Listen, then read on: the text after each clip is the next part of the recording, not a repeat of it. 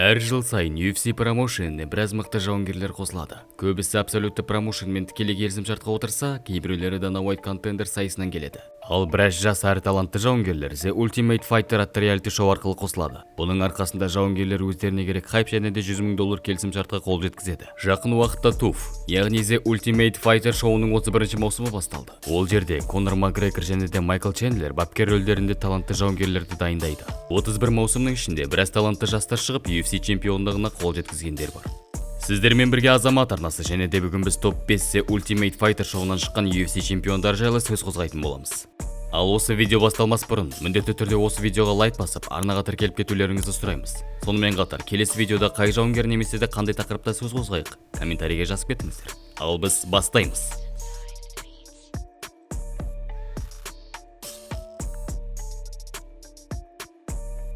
Біздің топта ашып отырған TJ Dillashaw кезіндегі жеңілдеу салмақтағы UFC чемпионы 2011 жылы The Ultimate Fighter реалити шоуының 14 маусымына қатысты. Сол кезде TJ британдық UFC чемпионы Майкл Биспингтің командасына қосылған болатын. Шоудағы алғашқы жекпе-жегінде өзінің неше түрлі соққысы мен күрес тәсілдеріне толы арсеналын көрсетіп, барлығының көзіне түсті. Кейін бірінші раундтың соңына дейін қарсыласын шынтақпен мыжғылап жеңіске жетті. Берген қарсыластарының барлығын ұтып, ақтық мәреге финалға дейін жетті. Финалда TJ'ге қарсы ең қиын қарсыластардың бірі Джон Додсонмен кездесті. Аса жеңіл салмақтың рейтингінде 3-ші орында орналасқан Додсон Диллашоуды бірінші раундта техникалық нокаутпен жеңіске жетті.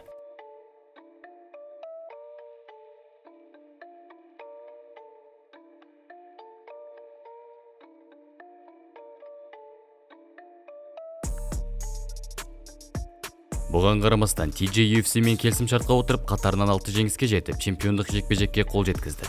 Оған қарсы сол кездегі Pound for Pound рейтингінде нөмірі 1-ші орында орналасқан Ренан Бара отырды. Андердог болып шыққан Dillashaw апсет жасап, 4-ші раундтың басында техникалық нокаутпен жеңілдеу салмақтағы UFC чемпионы атанды. Кейін біраз жеңістерге қол жеткізіп, UFC тарихына кіретін мықты жауынгерлердің бірі болды.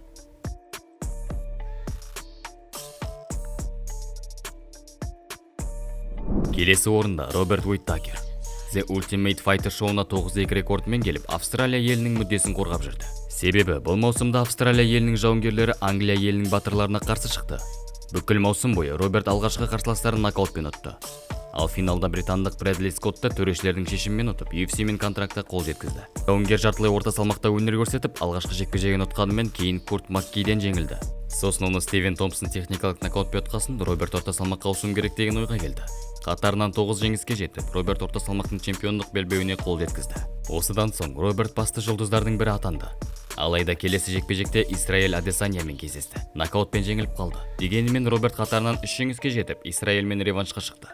Төрешілер бұл жекпе-жекті Адесанияға бергенімен көпсінің және де біздің ойымызша Уиттакер жеңіске жетті. Бұған қарамастан Роберт Уиттакер әлі күнге дейін орта салмақтағы нөмірі 1-ші претендент, және де оған қарсы тұра алатын жауынгер жоқ.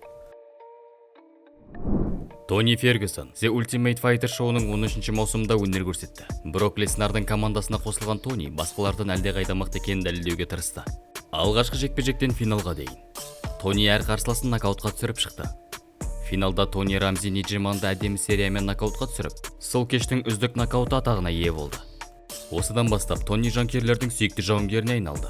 Себебі әр жекпе-жекте көрсеткен төбелес тәсілі барлығына ұнайтын. Қатарынан 9 жекпе-жекке жеңіске жеткен Тони UFC 209-да Хабибпен жеңіл салмақтың чемпиондық кездесуіне қол жеткізді. Алайда Хабиб жарақаттың кесірінен жекпе-жекке шыға алмай қалды. Ал Тони болса UFC 216-да Кевин Лимен жеңіл салмақтың уақытша чемпиондық белбеуі үшін жекпе-жек өткізді. Сол кезде Тони алғашқы раундта беріп қойғанымен, келесі раундта төбелес тәсілін өзгертіп, 3-ші раундта қарсыласын треугольник сабмишнмен жеңіске жетті. Дәл осылай Тони Фергюсон бәсекелеске толы жеңіл салмақта уақытша чемпион атанды. Кейін қатарынан 2 рет Хабибпен жекпе-жек өткізе алмаған соң, Джастин Гейджімен кездесуге тура келді. Алайда бұл жекпе-жекте Тони ауыр жеңіліс тауып, қатарынан 5 жекпе-жекте ұтылып келеді.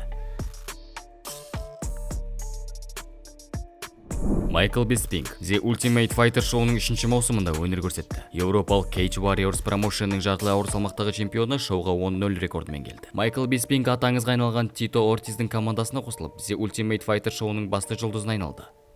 3 жекпе-жекте жеңіске жетіп, сол маусымның чемпионы атанды.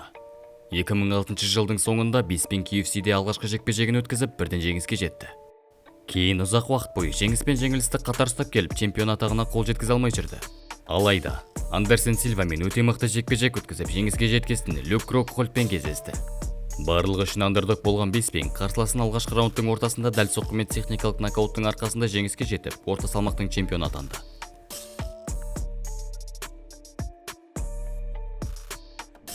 Камаруддин Усман The Ultimate Fighter шоуының 21 маусымында өнер көрсетті. Сол маусымда Камару Усман екі жекпе-жекте жеңіске жетіп, финалда Хайдар Хасанды сабмишнмен ұтты.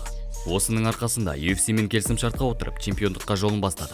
Камару 8 жекпе-жекте жеңіске жетіп, жартылай орта салмақтағы чемпион Тайран Вудлимен кездесті. Сол кезде өзін керемет көрсетіп, UFC чемпионы атанды. Кейін әр қарсыласын сындырып, паунд for паунд чемпиондар тізімінде нөмір 1 жауынгер атанды. Алайда соңғы жекпе-жектерінде Леон Эдвардспен кездесіп, таза нокаутпен жеңіліс тапты. Кейін реваншта өзін дұрыс көрсете алмай, чемпиондық белбеуін қайтара алмай қалды. Бұған қарамастан, Камару Усман жартылай орта салмақтағы ең мықты әрі ең ауыр қарсыластарының бірі. Ұзақ уақыт бойы Камару Усман Хамзат Чимаевпен кездеседі деген сыбыстар айтылып келеді.